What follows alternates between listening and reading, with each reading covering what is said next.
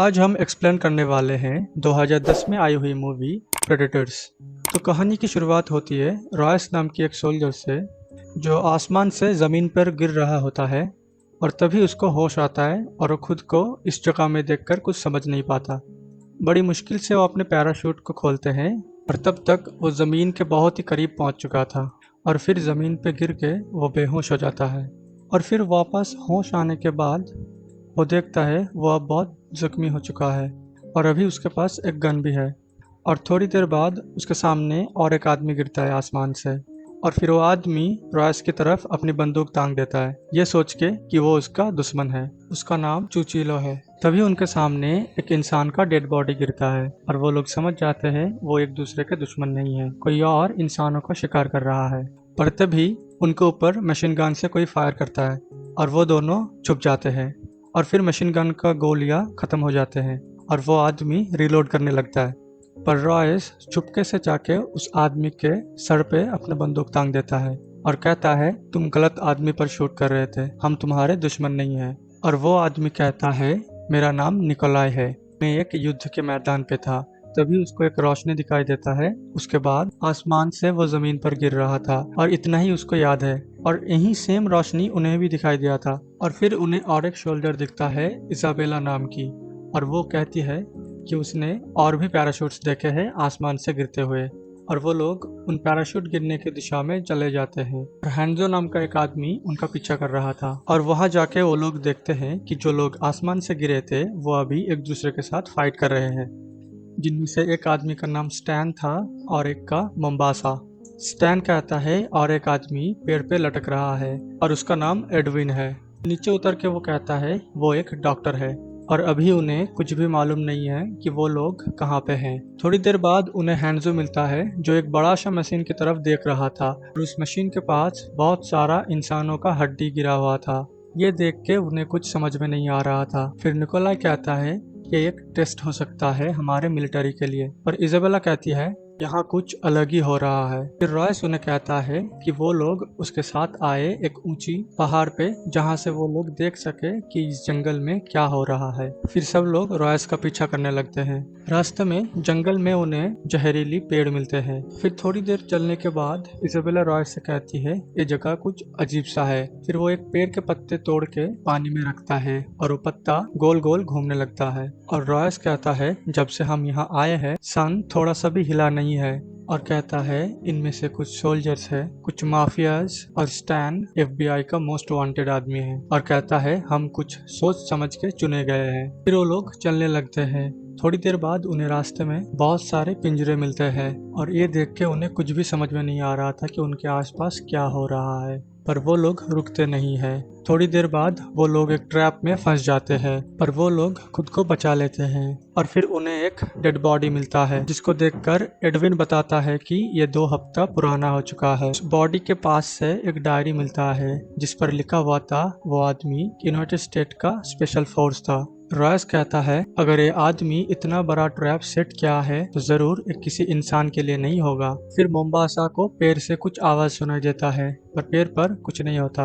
और फिर थोड़ा आगे जाके वो लोग देखते हैं पहाड़ की ऊंचाइयों पे दूसरे ग्रह जमीन से जुड़े हुए थे। ये देखकर रॉयस कहता है उन्हें एक नया प्लान चाहिए यहाँ सरवाइव करने के लिए। और तभी एक जानवर उन पर अटैक कर देता है और वो लोग मिलके उसके ऊपर फायर करते हैं। वो जानवर बहुत ही शक्तिशाली था, पर गोली के सामने वो टिक नहीं पाया। और तभी और भी जानवर उनके तरफ भागने लगते हैं और उनके ऊपर अटैक कर देते हैं, पर वो लोग हार नहीं मानते। एक एक करके सारे मॉन्स्टर्स को मार देते हैं और एक मॉन्स्टर इजाबेला के करीब आने लगता है और उसका बंदूक की गोलियां खत्म हो जाती है। फिर वो अपना पिस्टल निकाल के उसके ऊपर शूट करता है, पर वो मॉन्स्टर मरता नहीं है। और तभी एक सीटी सुनाई देता है उनको और वो मॉन्स्टर वहां से भाग जाता है। ये देखकर उन्हें समझ में आ जाता है कोई उनका शिकार कर रहा है। और तभी वो रियलाइज करते हैं चुचीलो उनसे बिछड़ गए हैं और वो मदद मांग रहा था। रॉयस समझ जाता है ये उनके लिए एक ट्रैप बना गया है। रॉयस उन्हें कहता है वो लोग उसकी और मदद नहीं कर सकता,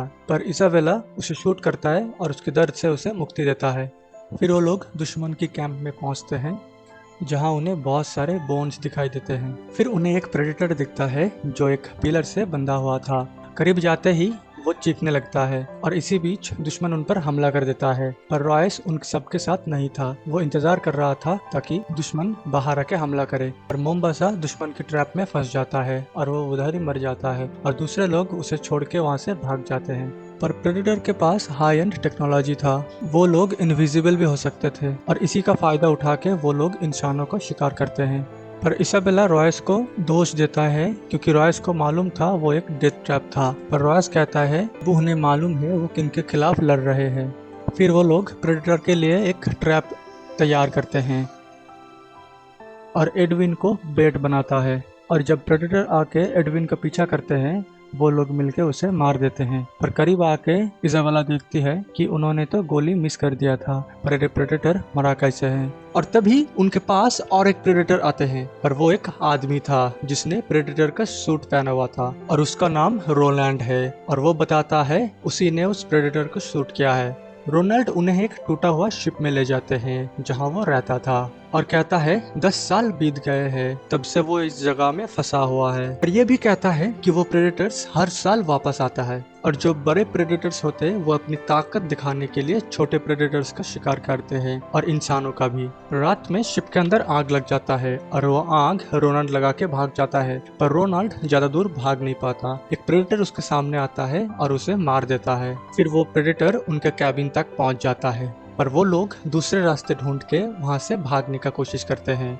मगर एडविन अंदर फंस जाता है और वो निकोलाई से मदद मांगता है और फिर निकोलाई मदद करता है एडविन को बाहर आने के लिए। पर वो प्रेडेटर निकोलाई को पकड़ लेता है, मगर निकोलाई इतने आसानी से मरने वाला नहीं था और फिर वो हैंड ग्रेनेड ब्लास्ट कर देता है जिससे वो और वो प्रेडेटर दोनों एक साथ मर जाते हैं। जब सब लोग भाग रहे होते हैं तब उस प्रेडेटर का साथी आके स्टैन के ऊपर हमला कर देता है और स्टैन जमीन पे गिर जाता है। पर स्टैन भी कम नहीं था, वो FBI का सबसे मोस्ट वांटेड आदमी था। और फिर स्टैन अपने चाकू से प्रेडेटर के ऊपर हमला कर देता है और फिर उसको घायल कर देता है। और वो प्रेडेटर बहुत ताकतवर था, उस स्टैन की रीढ़ की हड्डी उखाड़ फेंक देता है। और फिर वो प्रेडेटर हैंजो के ऊपर अटैक करता है और फिर उन दोनों में स्वॉर्ड फाइट होने लगता है। और हैंजो को बहुत सारे तकनीक आते थे लड़ाई करने का। हैंजो उस प्रेडेटर को मार देता है, पर वो प्रेडेटर भी हैंजो को बहुत घायल कर चुका था और हैंजो और वो प्रेडेटर दोनों जमीन पर गिर जाते हैं और वही मर जाते हैं। अभी हम देखते हैं भागते भागते एडविन का पैर एक ट्रैप में फंस जाता है, पर रॉयस एडविन को छोड़ के चला जाता है। इजाबेला कहती है वो एडविन का मदद करेगी। अभी रॉयस प्रेडेटर के कैंप में पहुंचता है और उस प्रेडेटर से मदद मांगता है जो कैंप के अंदर बंधा हुआ था और फिर वो प्रेडेटर को आजाद कर देता है। और वो प्रेडेटर रॉयस को धरती का मैप दिखाता है और शिप का लोकेशन भी बता देता है। इजाबेला एडविन को ट्रैप से निकाल के भाग रहा होता है, तभी उधर एक दूसरा प्रेडेटर आ जाता है जो उन्हें पकड़ लेता है और उन्हें एक गड्ढे के अंदर फेंक देता है। और अभी रॉयस और वो प्रेडेटर शिप के पास जाने वाला होता है, पर वहां वो दुष्ट प्रेडेटर पहुंच जाता है और रॉयस शिप की तरफ भागता है और फिर उन दो प्रेडेटर के बीच फाइट होने लगता है। पर वो दुष्ट प्रेडेटर बहुत ताकतवर होता है, वो उस अच्छे प्रेडेटर को मार देता है और फिर शिप की तरफ भागता है। पर तब तक शिप आसमान पे पहुंच चुका था, पर वो प्रेडेटर अपने रिमोट से उस शिप को ब्लास्ट कर देता है। अभी एडविन इजाबेला को जहरीले नाइफ से इन्फेक्ट कर देता है और इजाबेला पैरालाइज्ड हो जाती है। वो सब कुछ समझ पाती है पर कुछ बोल नहीं सकती। और एडविन कहता है वो धरती पे एक खूनी था और अभी इन मॉन्स्टर्स के बीच रह के वो खुद को ताकतवर समझ रहा है। तभी रॉयस पीछे पहुंच जाता है। असल में रॉयस शिप तक गया ही नहीं था और फिर रॉयस उनको मदद करता है गड्ढे से बाहर आने में। और फिर बाहर आके एडविन रॉयस पर हमला करने वाला था, मगर रॉयस बहुत तेज था, वो उल्टा एडविन पर हमला कर देता है, फिर उसे घायल कर देता है। अभी रॉयस एडविन को घसीट के कैंप में लेके जाता है ताकि वो उसको बेड बना सके प्रेडेटर को शिकार करने के लिए। और थोड़ी देर बाद वो प्रेडेटर एडविन के पास आता है और एडविन जमीन पे लेटा हुआ होता है। जब वो प्रेडेटर एडविन को उल्टा करता है तब बहुत सारे ग्रेनेड्स ब्लास्ट हो जाते हैं और उस ब्लास्ट से वो प्रेडेटर बहुत जख्मी हो जाता है और एडविन भी उसी ब्लास्ट के साथ मर जाता है। अभी वो प्रेडेटर इतने घायल होने के बाद भी अपने पैरों पर खड़ा हो जाता है और रॉयस से लड़ने के लिए बिल्कुल रेडी है। और अभी रॉयस अपने शरीर पे मिट्टी लगा के आते हैं ताकि वो उस प्रेडेटर के हिट सेंसर में ना दिखे।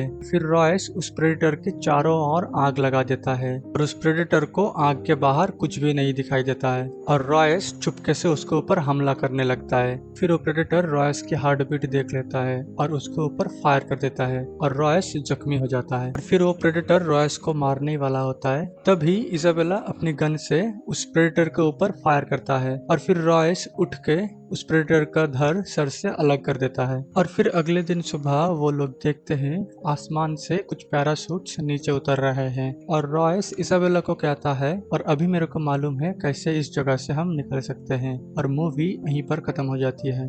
और ऐसे और भी मूवीज एक्सप्लेनेशन देखने के लिए इस चैनल को जरूर सब्सक्राइब कीजिए। Thanks for watching.